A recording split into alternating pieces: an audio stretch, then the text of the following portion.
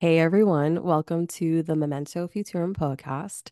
This is Vanessa, your host, and today we are talking with Stef Muro. A little bit about Stef before we jump into the conversation.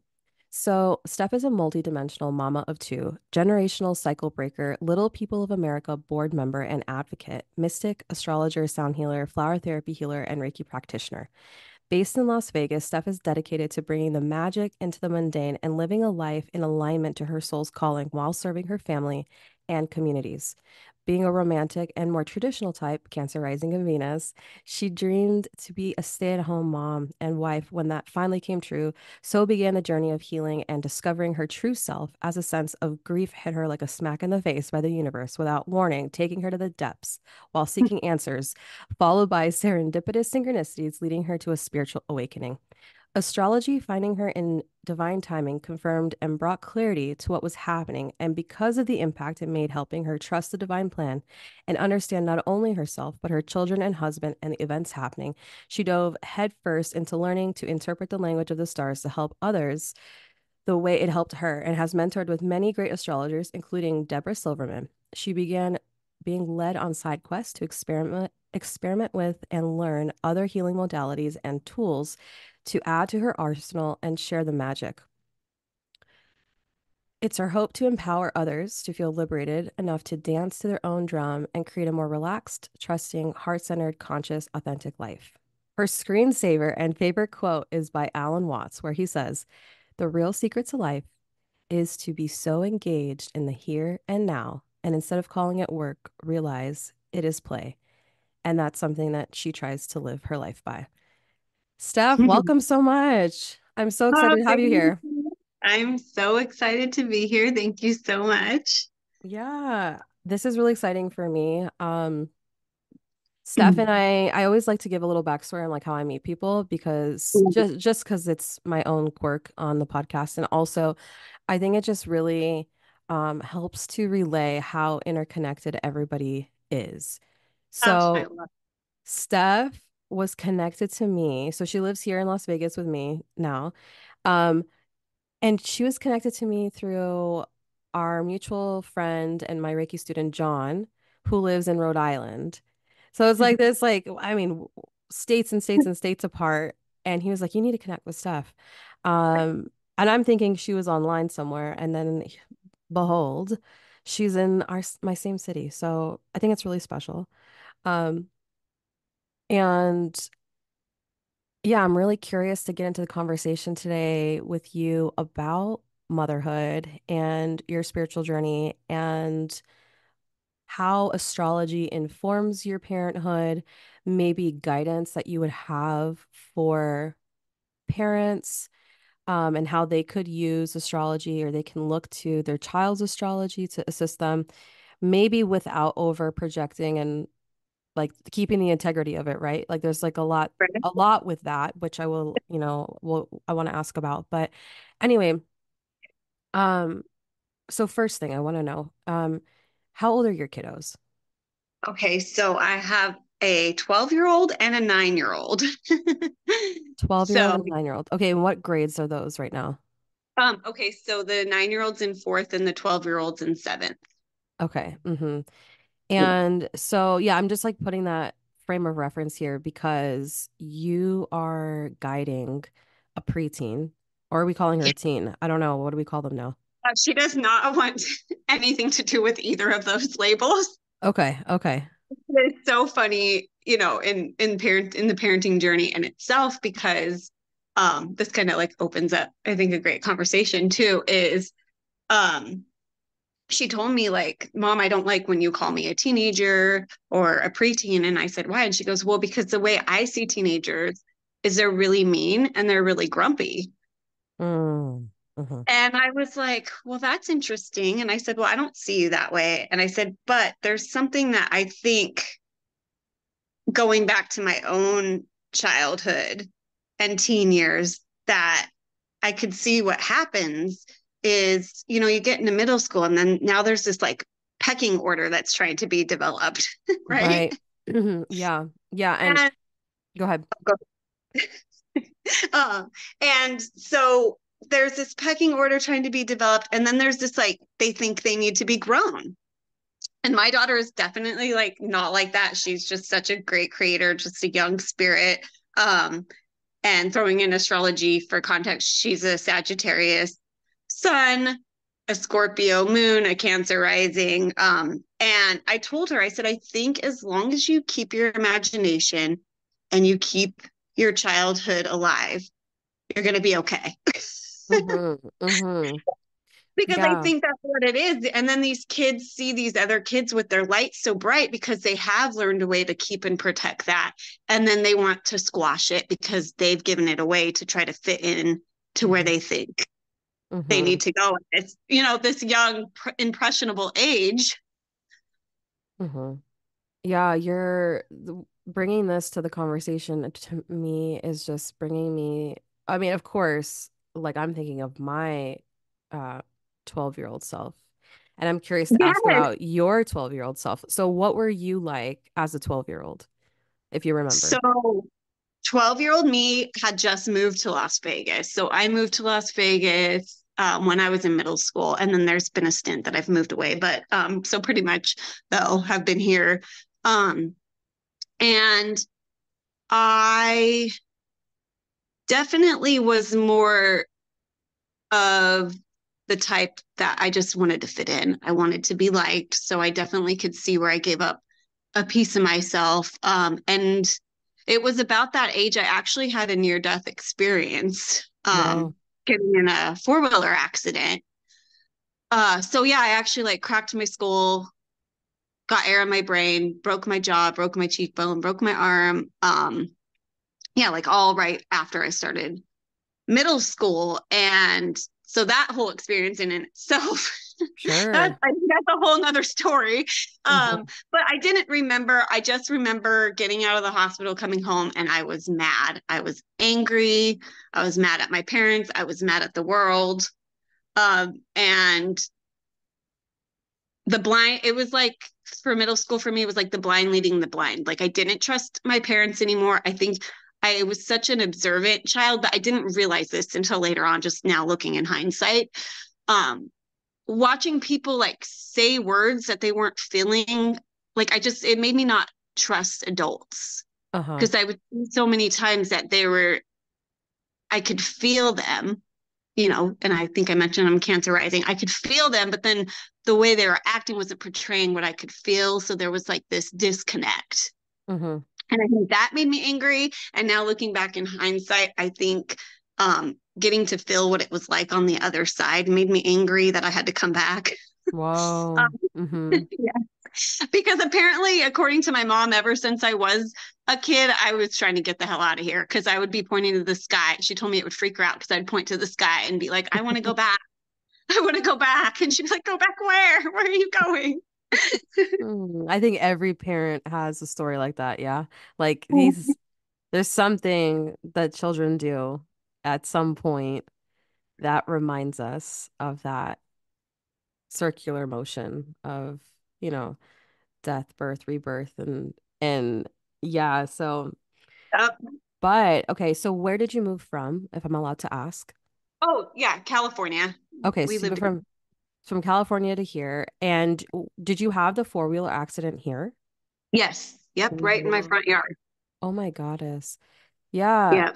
And and then so something that you really touched in on that I'm curious to get your perspective on is around like you know, just as a parent, but you said, you know, what the trust part. Like I didn't trust my peers and I didn't trust my parents to guide me.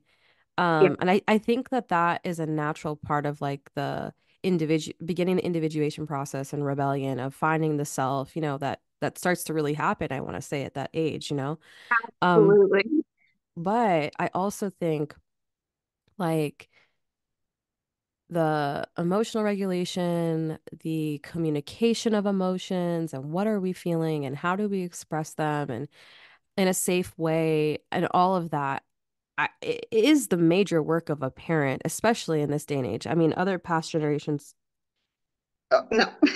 That didn't really Non-existent. exist. Yeah, non-existent. Yes. And so that is because of my own childhood and seeing that and being able to correlate then, like, I'm like, I think the rebellion in me has always been where I'm going to do everything the opposite my parents did.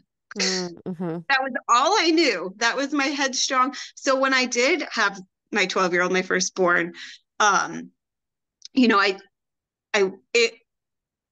it was kind of a shock because Mm-hmm. I had created this world in my head of how it was going to be. And it was just, she was going to be born and it was all going to be perfect and a dream come true. But I say having my children was my coming home because I was completely unconnected to myself, unaware of, like you said, like having this safe space for emotional regulation and being able to express feelings. And so watching her grow up and then having my son and watching him and then like seeing all these different ways that I've had to grow and expand because I'm so connected to them and their needs really like had me start doing that inner child work. And that's where I say like it was like a slap in the face from the universe because it was like, okay, your Mm-hmm. dream has come true, but it doesn't feel like the dream. Mm-hmm. So what was your perception or like what was the before and after, if we could maybe frame it that way? Like what did you said, oh, I was going to be all perfect, and it sounds like there was a thing that you went into motherhood with. Yeah, I think I went into motherhood with the like, okay, like it's just going to be the way I envisioned it, this peaceful, harmonious, happy family and home. And I don't think that, well, I wasn't, and many other mothers that I know are prepared. Like kids are like our biggest trigger. And I say my kids are my guides. They're my teachers, Mhm. you know? And so I think just their presence in itself was my call to walk back home to myself and awaken and to really change. And so I got to see a lot of my own shadows. Mhm. As I said, my like main inspiration was like I'm going to be nothing like my parents, but yet I was seeing how I was almost exactly like them, you know? And Uh-huh. I was like, no, this is not, yeah, this is not it. And, on top of that, a lot of stress because my daughter is asthmatic and my son um, has a form of dwarfism, which wasn't diagnosed right away. So that was a whole process. So I was under a lot of stress, Mhm. um, trying to get them the care they needed. And I worked in the medical field for 15 years. So I always and I've always just been more naturally like holistic, anyways. Going back to astrology, I have a heavy sixth house. So I think Mhm. I just always like been more intuitive to like medical stuff. And so like I've kind of always had Hold it on. out. Hold on real Yeah. quick, just for the people listening. So like, mini astrology teaching moment. So what's the sixth house stuff? Okay. So the sixth house is like our day-to-day mundane life. It's our health, it's our routines. I'd say it's like our the people, the routines and the people that we see every day, like as coworkers as well. But I think just like whatever your duties are, like your Duties. daily duties. Yeah, Yes. duties and service. And That's how I see it. Mm-hmm. yes, exactly. And so yeah, and so with that, like, and that being ruled by Virgo, you know, traditionally in the will, it's it's got a more like holistic undertone to like what your duties are. It's not, it's it's very gosh, what's the word I'm thinking of? Yeah, just of service. I think Mm-hmm. that's the word. It's very much of service. And yeah, and so I have, like I said, I have a loaded sixth house. So I've always kind of been non-traditional in the way I like go about, and mine's in Sagittarius. So it's kind of like I this, see. Mm-hmm. yeah, this kind of like, let me just make life an adventure.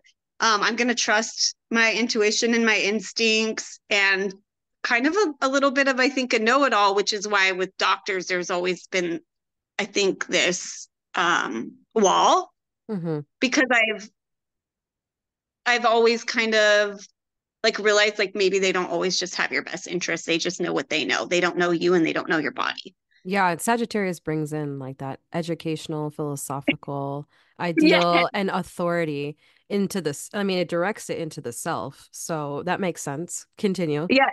Yes, absolutely. And so, yeah, like advocating for that. I forgot, I kind of like went on a tangent, so I kind of forgot where I was going with this, You were but saying that you're no, you worked in the medical field and you just with your children and like the circumstances around motherhood. oh, yes, Um, gotcha. The yeah, stress that I was going through with that. yeah. And yeah, and so I needed new routines, routines, the six house stuff. I needed new routines. I needed to redo stuff and I needed help because I was becoming my parents, which is exactly what I didn't want to be because I realized a lot of my childhood was more about how it looked on the outside than how it felt on the inside. Hmm. And I was like, that is not what I want for my family. And me and my husband, like that is like both of us coming from, I think his a lot more traumatic than mine, but like traumatic childhoods and like, addiction and stuff like that in our families. We both had the same values of like our family was everything. He's also a Cancer rising. Wow. Yeah. And so like, and then that leaves, going back to the astrology as well, that leaves like our seventh house is in Capricorn and the seventh house is partnerships, contracts. And I believe to Capricorn to be the house of where you've kind of come to leave a legacy. Yeah, that word legacy is associated with Cap for sure. Yeah. And so my ours being in the seventh house is around marriage and partnership and and it's about putting in the work to Hmm. do it, to leave that legacy. And so I think all around our compatibility and like what we saw as us being parents and having a good marriage, like probably because of our traumatic childhoods, like that was something we probably, I know I fantasized about often. Hmm. I love the language of astrology, and I love that you bring in this lens because I mean, you've shared so much information in just like a short blip that I want to like really touch in on for a minute. But like, everyone is gonna have there are the 12 houses in astrology. So if you look at the wheel, right, it's like these little pie slices. And then Slices of what'd you say? I said the slices of the pie. The slices of the pie. Yeah. And we start from Aries in the first and go all the way through all of the signs. And then the 12th house is ruled by Pisces. But based on your rising, your rising sign is what kind of shows you how I'm like paraphrasing you with the astrologer, but like just to like give some context, but like, it's the starting point, right? And then gives Starting point. each of those houses their lens, right? So like you just brought in that your seventh house is Capricorn, right? Yep.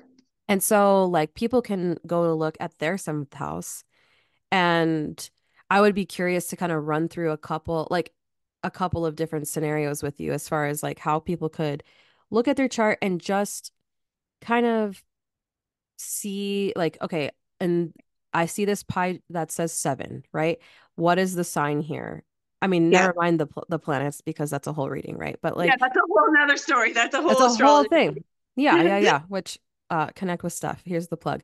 Like it would be so beneficial. But no, I'm just curious to kind of get to pick your brain a little bit. But like, okay, so my seventh house is Leo. So like, Yes. and I have my moon and my Jupiter there.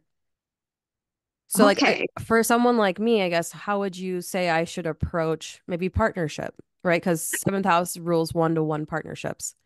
Yeah. And so right away I was like, oh, okay. So like you want to shine your heart on your partner. You want the same back. Like you want to validate them and love them and fill them up and you want the same back from them. I would say definitely bringing in that playful, creative romance. Like you bring it with that Leo Hmm. into the seventh house. Um, and so like kind of like the queen, like the queen of the relationship. Like you are a good queen. You treat your lovers like the kings and or queens, your other partnerships, because it's not just to marriage, obviously. But yeah, and like you want to be treated that way because you shine so much of it. And I think also like spotlight, like I feel like you want to like spotlight, you could want to spotlight your romance, your partnerships. Yeah, no, that all really resonates for sure. And it's so interesting because like my Matt and Ollie, both my husband and my son, have their sons in their seventh. Oh, that's so interesting. I'm like, is it that? Yeah, their sons in the seventh. So, and I think I don't know, it does this thing like in the dynamic of the family that I think that we have like a really interesting, dynamic with that. Like I would say I notice so my moon, right? So I mentioned moon being like well, how would you describe moon like in your words? I would describe it as our emotions, our need for safety to feel emotionally fulfilled, our sense of stability and how we need to be nurtured in short. Yeah. Yeah, and like so my moon like all of that, right? For me being over there with the seventh house, it makes this dynamic in my family where I feel like I have to be really clear with my emotions Oh, yes. personally as the mother and the wife. Like I have to be really on top of my emotional care. Um because because for me, I guess it might even be more shadowy. They have their seventh or they have their sons there, so it's like already kind of like I was going to say everyone's shining a kind of light. fighting the spotlight. Uh-huh. Yeah, right. So that dynamic definitely comes in. Um, but yeah, there's just like this sun moon kind of polarity, shining a light on Oh, shadow yeah. emotions thing. That's just one little thing. So, and I'm just sharing this not so much because this is not about me, but I'm just using me as an example with your wisdom because so people can hear how astrology can be so useful to understand the Yeah. interpersonal dynamics in the family, like in anywhere, but especially in the family. In the fam. Yes, because that's like the place where that's the place where we need harmony the most. So to understand that can help bring that in. And so yeah, I feel for you, like you were saying, with their sons being there, it like shines the light on your emotions. So you can't hide. No, And you it's can't funny, hide. you cannot hide, you can run, but you cannot hide. And I always feel like the seventh house also is a somewhat of our shadow because we get to see it being mirrored back through others in relationship already. Yes. So yeah, yours is like, okay, they're going to shine the light there on the emotions. And like you said, you have to be very clear with your emotions and take care of your emotional needs, which is like, I think probably part of that for you is like romanticizing the shit out of yourself sometimes. Yeah, I've had to get really like comfortable and like comfortable in that because I think that I've done this, oh, I'm gonna be really humble thing to a fault. Like Okay, yeah. like being afraid because the shadow of Leo is that it's arrogant. Arrogant, egotistical. Yeah. hmm Yeah, and but then I've gone the other direction where it's like I adore everybody else to the point where I'm like, the last thing. And I've lived that life and I don't like it. So, we in our leveled up era. Um Yeah. like I've really, really worked on that the last like 4 years in particular. The year after I had Ollie, so my first year of motherhood, I had a Leo rising solar return. Oh, Just to bring that in, like the solar return can be seen as like I mean, the year ahead of your birth of your like looking at the chart of your birthday. It's kind of like the yeah, energy of the year ahead. yeah, like your theme. And like Yep. it was wild to be like in a Leo rising year, my first year of motherhood, which was like prioritize yourself, prioritize yourself. But I'm like, but I had this new baby. Yeah. Anyway, But that's like a whole conversation, but I would say, but I think we should touch on that a little because I think that that's what I discovered was missing along my journey was I was martyring myself and that lower vibration, that shadowy vibrate, gosh, I cannot talk, shadowy vibration of Cancer can be very codependent, um, and overbearing. Mm-hmm. And that was exhausting me and stressing me out. And as like, you're saying like becoming a mother, like you're in this Leo, this this year of Leo where it's like supposed to be your self-love and your self-care. And I think the generations, like our parents' generations, like they didn't have this because to them they look at it as selfish. And so then it's projected and programmed into us that it's Mm-hmm. selfish for us to fill our cup up first. Mm-hmm. Yeah, I came from, Italian women who do everything for everybody else. And I'm so grateful. I'm so grateful to have been on the receiving end of it.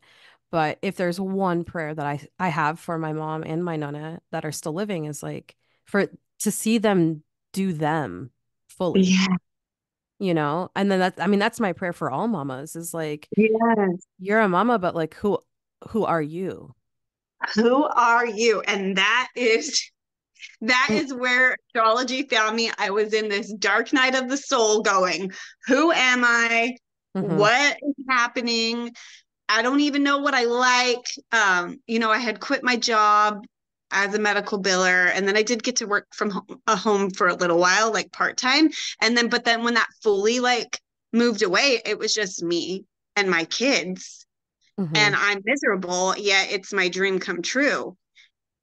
And so came in the question of, well, who am I? What do I like? I need to learn how to fill my cup. I don't even know what that I don't know. Like, I don't even know. So it started with this journey of trying like self discovery and deprogramming, Mm-hmm. the deprogramming part. That's something I think a lot of people don't talk about because it's hard. It's hard. And that's when you can start to really notice the way you truly talk to yourself, I Mm-hmm. think. For sure. Um, because I shit talked myself and I was like, wow, wow, this is not cool. And finding astrology at that time like opened up this portal for me, I think. And it so happened that all this started happening around I was around 36.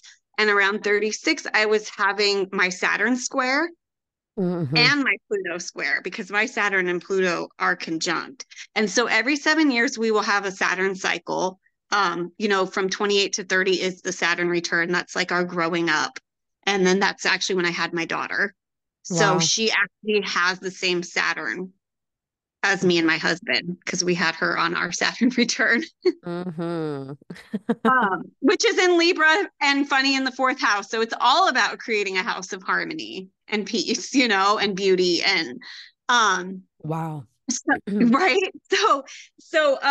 Anyway, so I'm having my Saturn square, I'm having a Pluto square, and a square happens when the planets are 90 degrees from each other and it creates tension and friction and I say like a lot of feeling uncomfortable, but it's because it's helping you face the reality so you can it gives you that like catapult to change. Mm-hmm. So, here I am in this like really like time of, and I can say it now, crisis, because that's what it felt like at the time. It was a time of crisis. A lot of things were happening in my reality to make me wake up. Mm-hmm. Um, and I find astrology and it's something I had always loved reading zodiacs as a child and all that, but I did not know I would steal my mom's Cosmo magazines, read the read the and take it to school and read all my friends' zodiacs and all that. But I did not know that it was this whole interconnected wheel and we had all 12 signs and the planets and this was kind of like the blueprint that our soul chose. And so just learning that intrigued me. And then I just like started diving into that. And then through doing that, I just started like kind of having this remembering of what I used to love to do as a kid. And I started implementing that in my day-to-day life. And um, circling back to us mamas like having to romanticize our life. Like I think a lot of people maybe don't even know what that could mean. And I think that's where like I said, I'm like dedicated to bringing the magic into the mundane. It's where all these little things happen that can be so beautiful and fill your cup if you're paying attention and you're in the present moment. I love everything that you just said. And I feel like, as I was hearing you speak, I was thinking of how, I mean, I come from a transpersonal psych background and how astrology is really just another tool and model for understanding yourself. And like, what better gift could you give your kids than to know yourself really well, you know? Yes.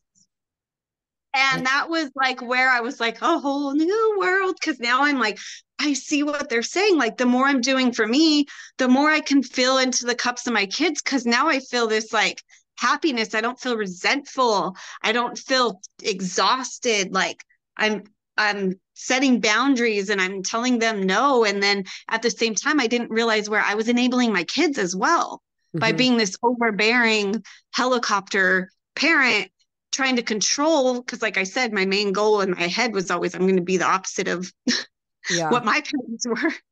And so I'm trying to control, and then I realized the more deeper I got into understanding myself and the cycle I was in, um I was like, oh, be like an animal. Mm-hmm. The Look instinct. at what a mama bear does. Like, they let their kids go off and kind of make mistakes. And I think it was actually like a video that gave me this aha moment awakening. It was just like this sailor was watching something on Disney about animals, and it was like this mama bear, and she was like getting mad at one of her cubs because he wouldn't listen to her. So she Mm. just let him walk off, and then he had to go find her because she was like, whatever, this fool's messing around, he can come find me. And so, like, little things like that. Mm-hmm. Just, it was just like this little mini awakening that I had to that. And I was like, oh, okay. So then I started to realize, like, okay, I could be like right after dinner, I could be like, okay, you guys, I'm going to go in the bathroom for an hour and I'm going to take a bath and I'm going to light candles and I'm going to play music. I've got to create the pockets of fun for myself in the day. And I can tell everyone, no, like, leave me alone when I'm in that bathroom, you Yeah, know? exactly. Mm-hmm. No, you have And you have to. You have to do you, it. yes. And it's interesting though, because that was never really my natural way of doing things before. So when that switch started to happen, um, everyone had something to say about it. Even my father-in-law. It was like so much resistance in my external reality because it was showing me my own resistance Mm-hmm. and guilt. For sure. And I mean, just in the previous generations, that was never modeled. Like that wasn't modeled to me growing up. That wasn't probably No. modeled to you growing up. And then older generations, yeah, I mean, it's just so unheard of. The mother is usually, the first one to wake up, last one to go to bed, the one that does everything. And she's not supposed to have a say about it. I feel like that's at least the narrative that I've received. I'm not saying that's what everyone has received, but Yeah. um And hold it in, bury and it hold it in. down, hold it in, just grin and bear through it all. Yeah, it's And it's just hard. It's motherhood, which I'm not saying it's not hard, and that's part of it, but like oh yeah, absolutely. I don't know that it has to be miserable. It does not. And that's where I realized, oh my gosh, like I said, this whole new world was like presented. And oh gosh, there was something I was gonna say. Oh, because I think behind it is there's not only the physical stuff that we do, there's an invisible labor, emotional labor that happens. Yeah, thank I you know, for saying that. yeah, because I know for me, when I'm home with the kids, like, I can't really do anything because I'm so plugged in to them and their needs. Like, it's almost like I can feel that invisible cord, you know? So that doesn't go away. I mean, I'm a toddler mom right now. So No, it tell doesn't go away. Nope. Sorry about that. tell me, like, did you notice any difference between the ages? Like, like, Um, or it's just different. Like, it's like, oh, you're still gonna be plugged in, but in a different way. yeah, well, okay, so it's like, we'll say, like, okay, so I'll say with the two kids and their kind of their personalities, and we'll talk a little bit about, we could talk about their astrology just a little. Because, through personal experiences, like how I Yeah. relate to things. So like Sailor very much uh is more independent with her emotions. So she has a Scorpio moon, hmm and her moon is in her fifth house. And so a little bit about the fifth house in astrology, it's just like that Leo energy. It has that undertone of it's our inner child, it's our childlike wonder, it's our creations, how we create, how we play, and express ourselves. Hmm. And so her emotions, she has always been so good at just um either, well, and she taught me how to deal with anger in a healthy way because she would almost play out what she was feeling inside. It would be these like erratic, raw movements. Hmm. But through her movements, it was almost like an interpretive dance. Like I could see the pain and the frustration that was inside coming out and being What expressed. age did she start doing that? I mean, I just remember when I had a daughter, I was like, oh, so we are born dramatic women. Mm. Hmm. Hmm. And I remember saying, okay, well, why do I hate myself for that? Because it's so natural. So Right. I don't know. It was, I just think raw because children are just raw. Like they're just so already in touch with the divine. They're just, Hmm. I think it's us as adults in society that kind of like takes that out of them and reshapes them. So it was just me always being again like that observer and observing this Wow. as I watched her grow. And so, it would be like her having her fits, but they were very, yeah, like interpretive, like I said. And then as she got older, and we do therapy and stuff, so that helps, like give her tools. But I've noticed like she'll go and write a song. She Hmm. taught herself piano. She'll go draw a picture or a book. Like even, and it's funny because that Scorpio moon, she with Hmm. a Scorpio moon, you have to have like a person that you trust to share like your emotions with because they can be dark. So it can be scary. Hmm. And so she always tells me, "Oh, mom, you're my journal." And I'm like, please get a journal. I don't want to have all your secrets. Like you should have your own secrets too, But Sure. what um, so she'll show me like she'll draw some stuff and it's not nice, but I'm Hmm. like, hey, like you got it out. Hmm. And you don't need to judge that. You didn't do what you drew. Like you didn't do what you drew, Yeah, It's yeah. it's a form of expression. And now where my son, he has this Aries moon, and Aries is just raw, that it's just that's all I can say. It's a raw warrior. It's interesting you have two kids, real quick, like M Yeah. Moon and Sc are Scorpio and Aries. Ancient rulers, both Mars. Yes. And then they added Pluto for Scorpio. But yeah, Scorpio. anyway, I'm like, oh, you have like two kids with this Mars energy in the moon. Very Yeah. cool.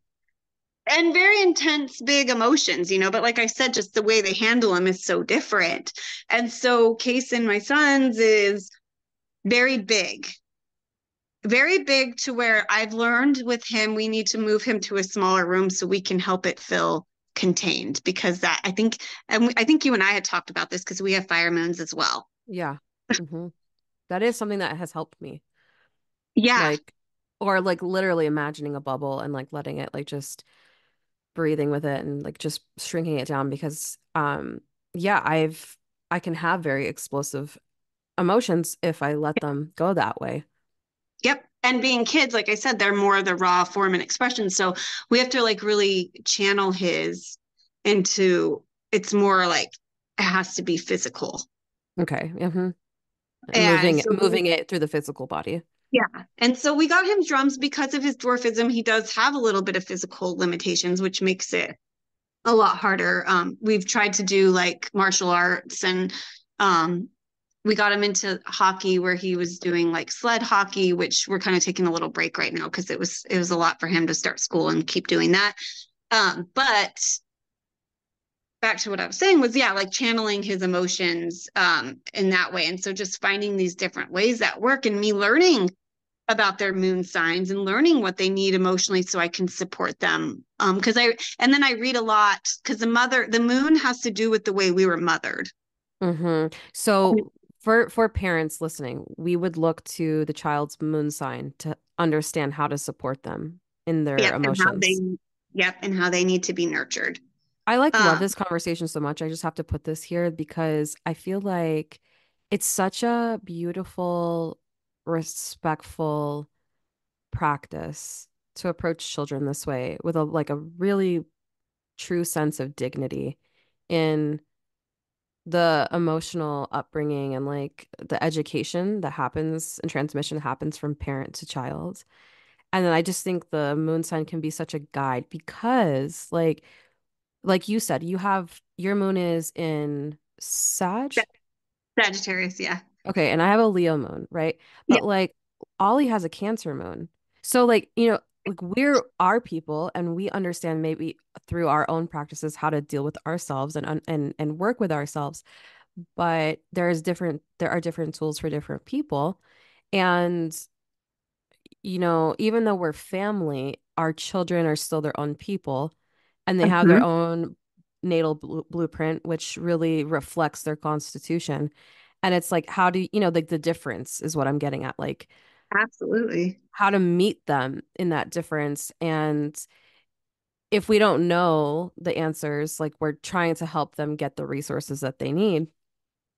Um, it's really beautiful. So I'm curious, like I don't know if you could do this, but like could you do like a brief synopsis on each, like if you had a moon with this, like what you would Oh say yeah. about it? Yeah, we can do that. Let me here, yeah, we'll start with there. We'll just do it in order. Sure, So we'll like with the lens of like, for the child, like and then yeah, people like they listening could could need yeah, go ahead, sorry. oh no, no. Yeah, like what they could need emotionally. Yeah, I'm curious, really. Okay. So we'll start with Aries moon, and I'll just try to kind of keep it short with some keywords. But an Aries moon child would definitely, obviously, need like a physical outlet to feel emotionally supportive, and they would show their emotions in a much more raw way, and maybe even an argumentative way, Hmm. because Aries is me, mine, I. So it can feel like they need that autonomy. Okay. That's what I think. And I think that they would fight for it. So I think that there's ways that you can give them that as if you're mothering Aries moon, to let them feel like they have control over some of their own stuff. Yeah, better Um just support it than engage in a power struggle. Continue. exactly. Yes, exactly.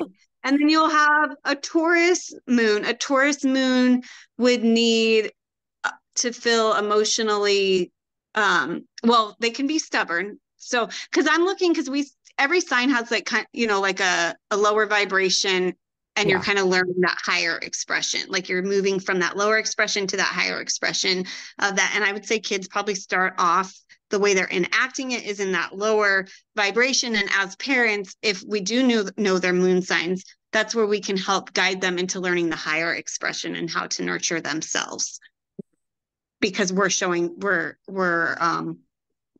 modeling, how we're nurturing them to support them in their moon sign, if that makes Yeah. sense. Yeah. So yeah, a Taurus moon would need to feel like really stable, and they probably would not like to be rushed. Mm. Again, like I said, pretty stubborn. And to feel comforted, I just feel like they would just like all the soft, cozy blankets. Oh, that's so Yeah, sweet. give them all the soft, cozy blankets. And then let's see, Taurus, Gemini moon. Oh, they would need to talk your ear off. Just let them ask all the questions. They need to know, and if you get sick of the questions, I feel like for a Gemini moon, like throw on some educational show. They'll love it. Okay, yeah. And then like maybe other forms of is it vocal, written expression? Like what do you think? Written as well. Yeah, I think written as well.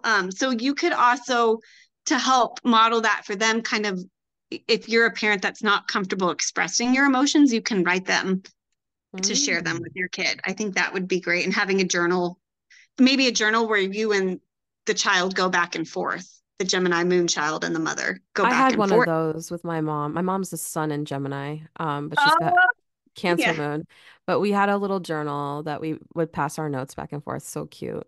I forgot Yeah. about that till now. Okay, continue. Sorry. Yes. I just think they need that. They need their curiosity fed, and they need that verbal um cue that like they're still connected to you.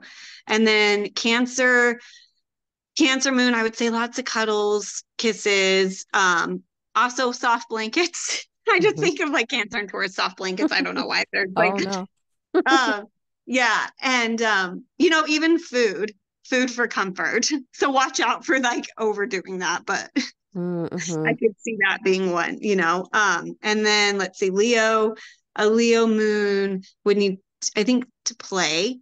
They would need lots of play and creative time. Mm-hmm. Um, and validation and like to be able to like be the spotlight, like let them put on a show for you, give them a platform to like be center stage. I think that would make them feel really good. Yes. um Virgo moon would definitely need some order to their life. So like Mm. it's funny because I know quite a few people that have Virgo moons and then their moms had Pisces moons, so it was Wow. like totally opposite of what they needed. Because Right. Pisces go with the flow. It's the two fish, one going one way, one going the other. Yeah. Um, and then Virgo's like, I need everything in chronological color coded order, please.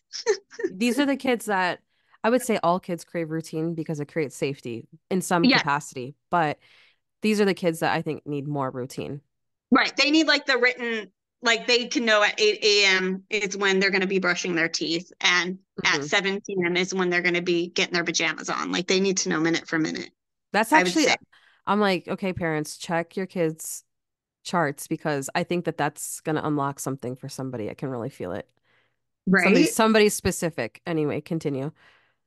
Can't wait to see who it is. And Yeah. then so you would have the Libra moon. So they would obviously need like that feeling of harmony. Like they will not like fighting. And I think as a parent, you could approach your Libra moon child with more of a diplomatic way of like solving problems. And um, I feel like Libra, hold on, I'm just like something with I could see like a older Libra moon child like wanting to redecorate their room, and that would help them emotionally feel good. Like their space needs to be aesthetically Hmm. pleasing. Oh, I feel yeah. That makes like sense for sure. they need like one little space of aesthetically pleasing area for them to like feel comfort. And then you would have the Scorpio moon, and so the Hold Scorpio moon. hold on Oh, real quick about Libra Moon. I just want to add, I'm like, as you said something, I was like, oh, this awakened an inspiration. With oh, Libra, I feel like a lot of Libra um top three placement people and probably other places have a hard time making decisions. oh, yes, So this yeah. might be like a lot of coaching around decision making in Yes, and parenthood. trusting. Yes, I think in helping them trust, like whatever decision you make, like you're not going to make the wrong decision, even if there's consequences. Like you're learning from that. Yeah, and feeling good about like trusting, learning to trust the self to make the decision, I think comes up with Libra Moon. I agree, and then they can learn that from the Aries moon because the Aries moon is sure going to just know what they want. Put them put them together. Yeah, Okay. You said let's put them Scorpio moon. together. Yeah, and then Scorpio moon's going to need someone that they can trust with their heavy emotions. So someone that can ride the storm with them. And they also need someone, they need it reciprocated. They want to know your deep secrets too. And so obviously with a child, you have to keep that age appropriate. So with Sailor, I know it really lights her up when I tell her just how I'm feeling and why I'm feeling that way. I cry a lot, like on happy things and sad things. So she just wants to get in. She wants to get in, she Mhm. wants to be let in. So just even describing to her like what I'm processing in those moments, like, oh, that made me have happy tears because it made me feel this. That makes them feel more intimate, and connected and heard. That's really Because sweet. you definitely the low vibration of a child having a Scorpio moon could come from a mom that can be very controlling and like emotionally like not letting them have their big emotions, like letting their emotions overpower their child. So I think again, doing that deep work so that you can hold space for that Scorpio moon's energy, because it's going to be, I feel like it's a bit, that moon is a big energy. It's a heavy one. I've heard that the Scorpio moon placement, for a person, not just kids, but is the most deeply feeling placement because Scorpio is so it's like the depths of the water and then it's in the placement of the moon. So like these are people who feel things so deeply. So deep. I feel like they can hold a lot of grudges. Oh, Um, yes. it Yeah, can be that's why I have hard to to have let my go. daughter. Yes, and that's where I'm teaching her like go draw, get it out in a song. You do, because that lets that grudge go because I've noticed and the damage that they can do. And then she's got the Scorpio sun, so like Oh wow. Yeah. the damage if those emotions are not processed that can be done by a Scorpio moon, they will take you under and they will take you deep. My husband has Scorpio moon and I think he deals with it really. He's got a Pisces sun though. So like that Oh, mutability of the sun helps him move that fixed water, yes. you know. But I feel like I know so many Scorpio moon people, like they're always around me. Um and So interesting. it's interesting to see like my moon in Leo play with Matt's moon in Scorpio, we'll put it that way, because I'll be like just naturally kind of jokey, not invalidating emotions, but like he'll be like in a thing, you know? And then my moon in Leo doesn't help. Sometimes it does, It's but sometimes it doesn't. like lightheartedly going into like trying to pull him out. And he's like, Yeah. no. Yeah, and then it can go into, like a shadow aspect of that dynamic would be, oh, I'm gonna take responsibility for someone's emotions that are like that when they're stuck, and it's like, well, if you want to live there, you want to live there. I can't do anything about that. Um, like Big, that's yes. you know what I'm saying? Like that I'm just it's really interesting how through the lens of astrology, the psychology comes out, you know? Yes, Um, absolutely. but yeah, anyway, um, um Scorpio moon is actually a favorite of mine. Yeah, yeah. I mean, it's become like watching Sailor with hers, it's definitely become one that intrigues me for sure. Because I mean, obviously with all of them, I'm just doing quick little keywords and going through it. But yeah, there's, complexity to us all. And it's Hmm. that, that depth, that depth though is where things are hidden. And so I think that's what makes it a little more intriguing because they're bringing out, when they're feeling their emotions, they're bringing out the things that are hidden in the dark. For sure. They're the ones. They're the ones. And then there's Sag Moon, which I have. So they definitely need to have freedom. Hmm. They need to be able to speak the truth. And I noticed, like with me as a kid, I would get scapegoated a lot for speaking the truth instead of like, I feel like what's the word? Like fear. Like I think through other people's fear. So it's just like don't project your fears onto them. Yeah. They they just need to speak what they need to speak, let them say it. And they're the philosophers. I always joked and then I didn't really know until I realized that I had a Sagittarius moon, that I have an old wise man that lives in my head and like just telling me things. It can be really sharp though, Sag moons. Oh yes, very much, especially if they're not feeling like, because that fire, so if they're not feeling like their truth is being heard, Hmm. that yeah, they're gonna shoot you with that arrow. Where do you place adventure? I always think of I was just adventure gonna with say Sag. adventures. But for me, I've found it, and I don't know if this is because the placement over mine sits in the sixth house, but you can make every day an adventure in a little way. Like, for example, this morning, this is so funny. I'm driving in my car, and there's this song that comes on the radio, which I'm like, oh my gosh, I can't believe I've never heard this song. And it was called "I Want to Change the World," and it's by I had to look it up after. It's by 10 Years Later or something. It's a 70s. Okay. Anyways, great song. And I'm like, oh, I like this song is awesome. I never heard this song before. And so I'm like really listening to the lyrics. And he's like, I want to change the world and I don't know how. And I was just like, oh my gosh, just really resonating. And then I look up and I'm at a red light and I see this plastic bag just like dancing in the street. And the wind picked it up. And I'm just like, oh my gosh. So like that Hmm. to me was like a little side adventure for my day to like watch that little experience happen. So, in little ways, you can bring that in to the day to day. And for me, that made me feel very emotionally satisfied for probably I the rest of the day. I love that. I'd love to change the world by 10 years after it was published in 1971. I had to look it up. Yeah, How it's a cool. really good song. So listen to it after. I was like, oh, I love this song. Okay, and Cute. then a cat moon.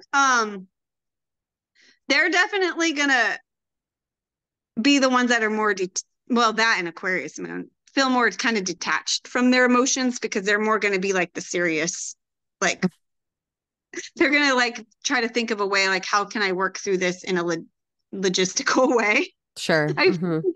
so I think them like I think just understanding, helping them understand what they're feeling so they can work through it. And depending on where, if with the Capricorn, I think, and I think with all moons, depending on what house, you work with that energy as well.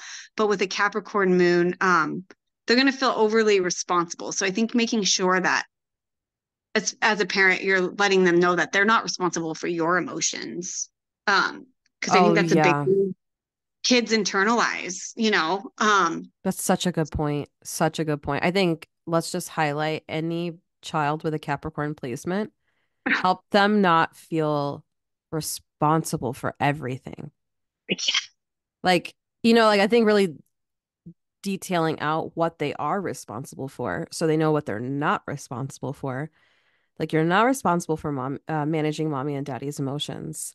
You're not responsible for um, teaching me how to do all the things. Like, they might teach just as a byproduct of who they are, children in Yes. general. But like, and it gets tricky because I think that they really do fall into the archetype of the sage and the teacher a lot. Yeah. Which I have a heavy, 12th house Capricorn, so that and that can take the childhood away from the kid.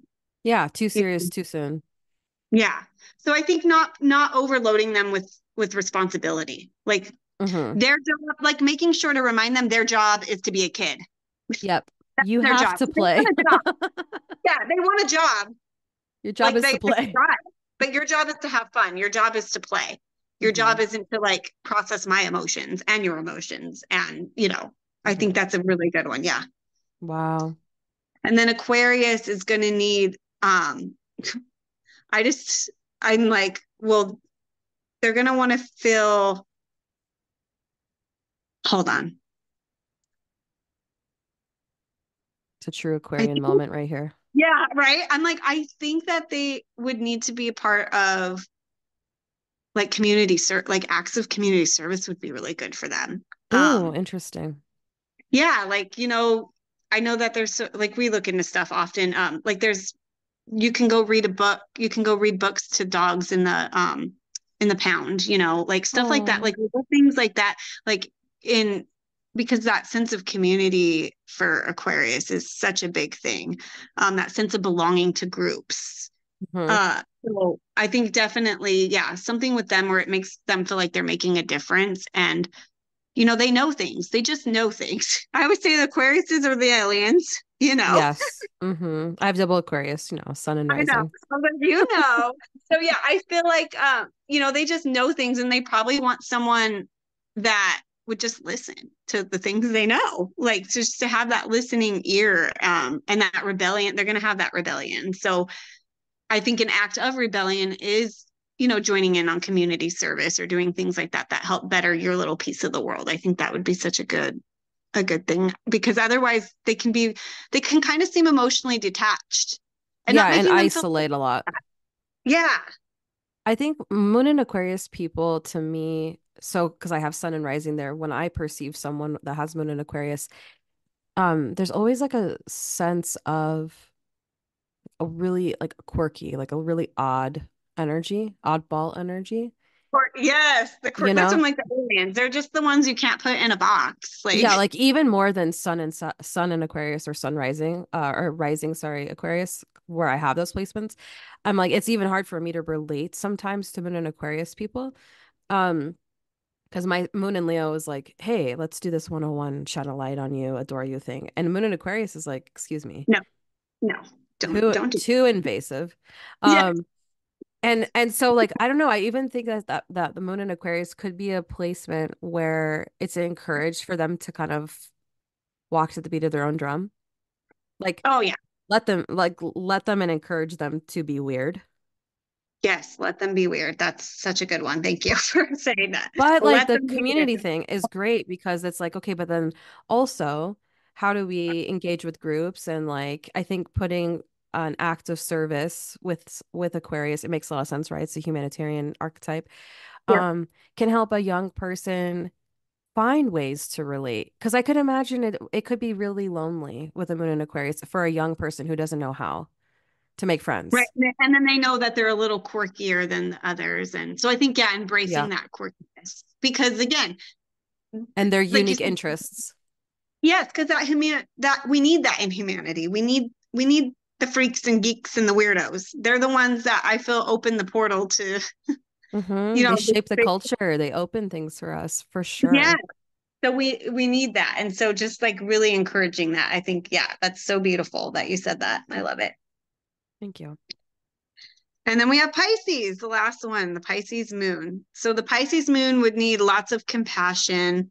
I think like Libra, they could have a problem like making decisions. They can be very much go with the flow. So like having a container that allows them to be more flowy, but also like a river, a Mhm. soft guidance, like Right. being that soft guidance for them. And music. Um, I feel like having music on or around for a Pisces moon would be so good because they Mm, like to kind of like escape and that artistry and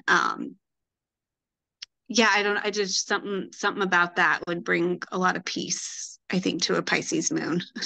I love that. I love that. I think all the Pisces moon people I know are very psychic, Oh, very psychic, yeah. So, but sometimes in and a that's way where a they whole don't know nother, they're being psychic, you know? Like because the because it's moon just, will bring in psychic oh ability yeah, anyway.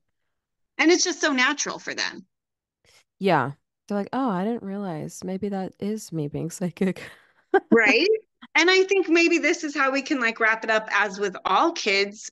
Like I love this, how this opened it up is, everyone does have a little bit of psychic energy, obviously. And then if you have more of certain signs, like you're going to have a little bit more, and it's going to be like you're kind of living. Like I have a lot of 12th house, like my son's in the 12th house. So I feel like I'm like a sensitive, like my insides are outside of me, Mhm. so there's this like sensitivity. And so with children in general, I think it's so important to teach them how to cleanse and protect their energy and in simple ways. So for my kids, it's a must when they get home from school or being around a busy place, they go rinse off in the shower. Nice. And I tell them, imagine all the energy that's not yours washing away and going down the drain and sending it back with love. And Wow. just simple. Yeah. And then every morning when they leave me, I used to homeschool, they go to public school now.